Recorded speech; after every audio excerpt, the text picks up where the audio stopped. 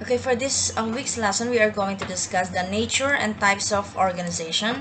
So again, this is Ma'am Shi of Organization and Management for grade 11 students of Kasiglahan Village Senior High School.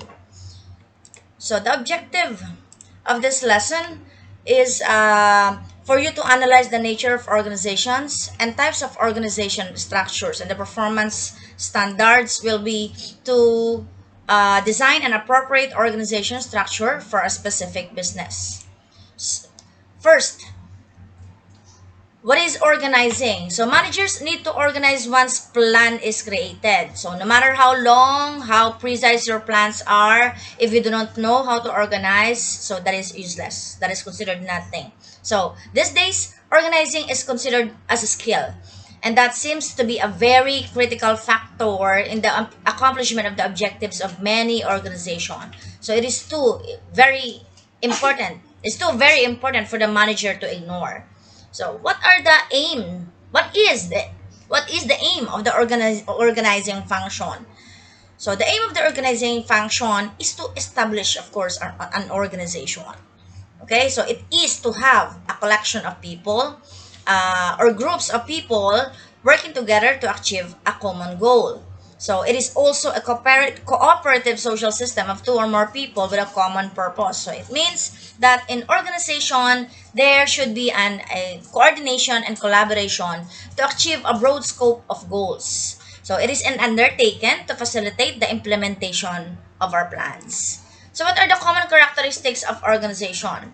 First, of course, the organization must have a common goal or purpose. Ibig sabihin, so there should be a focus to strive for something of mutual interest. Second is to the division of labor. So, of course, there should be a dividing of tasks into specialized jobs that that use that should be used efficiently. So there should be a specialization in every process in which different individuals and units perform the different tasks. Next is the hierarchy of authority, or this is what we call the chain of command. Of course, the higher they are in the hierarchical structure, the greater is the level of authority. So it means that the person acts only after their manager or superior has approved their chosen action. Next is coordination. So, this refers to the individual contributions. Dapat may connection. Okay? Smooth working. There should be a smooth working together. Okay, with each other. So, it refers to the procedures that connect the work activities or individual contributions of the different work division or units of the firm in order to achieve the overall goals. So, it implies the working together of the different composing elements. Next is integration. So, may coordination na, may integration pa. So, coordination is talking to each other, of course. Cooperation with each other. While integration, it requires collaboration or coordination of different divisions. Coordination kasi is individual contributions. Okay, so when it comes to integration, so the different divisions or the different units of work divisions, it is the act of bringing together the similar components para maging single system. So, para maging single function. Okay, so that is the difference between coordination and integration. The next is the structural mechanism. Of course, it is the combination. This refers to the strategies or technologies in carrying out the functions of people. Okay, so at all levels. So those are the common characteristics of organization. So the types of organization structures, first is the vertical structure. Okay, so as you can see in the illustration, it tends to simplify and clarify authority, responsibility, and accountability. So there is a vertical relationship between different levels of the firm. Of course, it clears out the issue between yung authority rights and responsibilities ng bawat authority at dun sa kanilang subordinates. So, the authority refers to the legitimate rights ng individual appointed in position like president, the vice president, the managers. Okay? So, the owners of private companies are the one who has the absolute power over their company. So even delegations or responsibilities were given to the appointed employees. So, yung chairman, okay, so among the board of directors, yung pinaka-chairman will be chosen as the leader that will oversee the activities of the company. So, aside from the chairman of the board, the chief executive officer, CEO, or COO is appointed to occupy the top post in the organization. So, he or she is personally accountable to the members of the board and the owners of the organization. Next is the horizontal structure. It refers to the departmentalization of an organization into smaller units as tasks become increasingly various and numerous. So that's it. So this is the horizontal structures. Okay, so this is the difference between vertical and horizontal structure. So the organizational hierarchy with strong management at the top and subordinate employees descending in authority. So, ano yung president, executive assistant, VP marketing, VP human resources. So, under the VP marketing, there's the marketing staff. Under the VP human resources, there will be human resources staff, and etc. Okay, so that is vertical.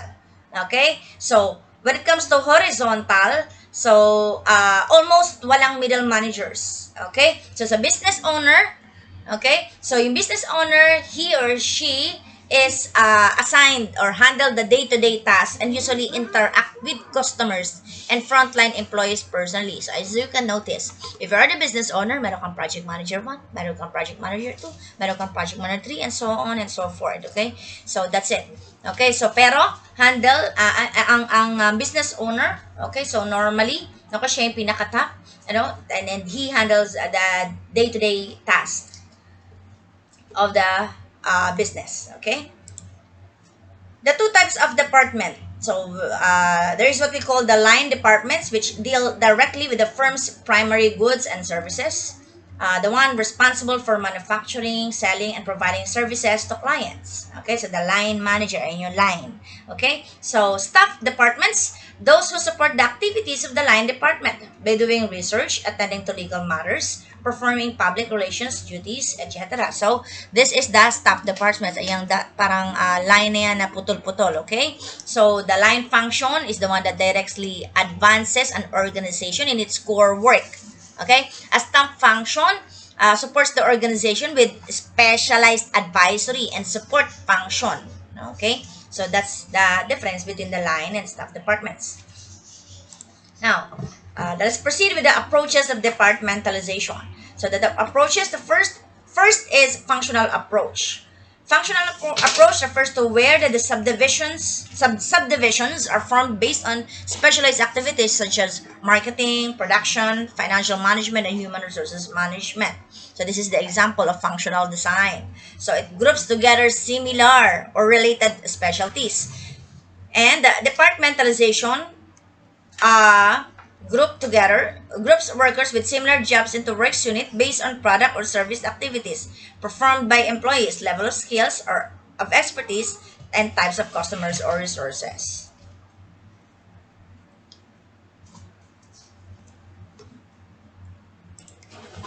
The next is the divisional approach. It refers to where departments are formed based on management of their products, customers, or geographic areas covered. So, ito siya. So, as you can see, the owner or the CEO, and then the divisions broken down by region. So, it is made up of separate business divisions or units. So, the parent corporation acts as overseer to coordinate and control the different division and provide financial and legal support services. Okay? Next is the matrix approach. So, it is a hybrid form of departmentalization where managers and staff personnel report to the superiors, the functional manager, and the divisional manager. So, specialists from different departments work on projects that are supervised, okay, by a project manager. So, as you can see, ito si Santa, si Santa, okay, example yan, yung pinaka-business owner. So, merong mail, may nagba-mail, merong toy builders, merong quality assurance, and the shipping. Next is the network structure. Okay, so it is a collection of the independent single function organizations or companies that work together in order to produce a product or service. Each network companies are capable of doing their own activities like selling, distributing, forwarding, collecting, and work with other companies effectively. As you can see, okay, it is more flexible than other structures. So managers coordinate and control relationships that are both internal and external to the firm. Now, if you would like to know which among the organizational function design are traditional and modern. So, pag sinabi natin traditional, so it is yung simple organization design. That is few departments, wide spans of controls, and big numbers of subordinates directly reporting to a manager, centralize ang authority. Okay, so those are simple organizational design. Functional, groups together similar or related specialties. So the departmentalization groups workers with similar job into works units. And then the divisional design, divisional organization design, is made up of separate business division or units. So the parent corporation act as overseer to coordinate and control the different division and provide financial and legal support services. While the modern organizational design are the following. Team design. Okay, so recently, okay, so companies work as teams. So, I mean, the functions, okay, ng sa modern design, normally they work as a team. Teams can be both horizontal and vertical. And then matrix project design, so the specialists from different departments works on projects that are supervised by a project manager. So group employees by both function and project. So that is the matrix project design. And then boundary-less design, so walang hierarchical levels. No departmentalization and no boundaries that separates the organization from customers, suppliers, and other stakeholders. Okay, so now we will proceed with the delegation concept. So delegation is what we call as the assigning of various degrees of decision-making authority to lower-level employees. So there are three elements ng delegation. So these are, number one, for me, it is a responsibility. Okay, so responsibility, it refers to assigning the work to an individual. So the managers assign particular responsibility to the subordinates for the completion of certain tasks on his behalf. So an individual, okay, so you as an subordinate, okay, so you have to apply your physical and mental ability to get the job completed efficiently. Okay, then next is authority. So it should this involves to certain authority delegated to the subordinate. Kasi pag sinabi natin authority, it means the power to take decisions independently and accomplish the task efficiently. So the authority must be equal to the responsibility. This means a certain level of authority is delegated which is sufficient to complete the responsibility. So, yung authority, it can flows upward as we go up in the scalar chain. So, the authority increases also. Okay? So, accountability. So, this involves checking of performed activities of the subordinates or of the employees. Though, the accountability cannot be delegated, ha? Okay? So, in the case of non-completion of the task, the manager will only be held responsible for it, not the subordinates. So, yung accountability, it flows upward. That is, the subordinates will be accountable to the manager. Okay? And the manager accountable to his superior. Okay? So, to get the task accomplished, so the manager delegates some responsibility along with a certain authority to his subordinates to exercise control and is held accountable doon sa pinaka-operations only to the immediate manager, not to the manager's manager. Okay? So, that's it. Now, what are the advantages and disadvantages of delegation? Okay? So, paki-check po yung module. Okay? So, the advantages here are the advantages. So, frees up managerial time for other important tasks. It serves as a training and development tool for lower-level managers, increases subordinates' commitment by giving them challenging assignments. Those are the advantages. Of course, it saves the organizational manager's time and prevents overload. So, the priority, of course, will be given to more important tasks. Okay. Second, it gives opportunities to the task fully and utilize the talents of lower level managers or subordinates. So the third, of course, it gives freedom.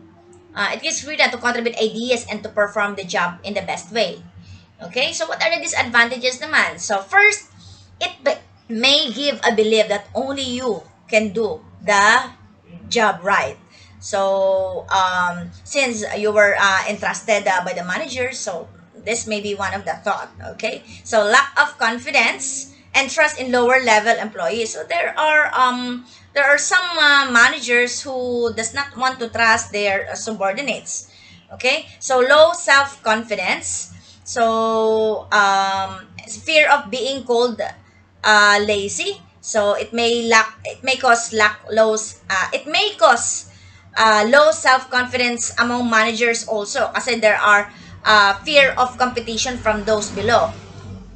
Okay, so vague job definition. Okay, so vague job definition, so it may vague job definition. So sometimes when there are what do you call this, multiple works assigned to a certain project, so definitely the work is often distributed. So you might think that you have the biggest contribution, so the true contribution of each person is sometimes not recognized. Okay, so fear of competition from those below, so this can be a cause of low self-confidence among managers. Okay, so lack of early warning controls, so this may cause a lack of control over priority management problems. So that's it. Okay, so that's it for week 8's lesson. Okay, so I hope it is clear to you, and all the output templates were uploaded in the Google Classroom already.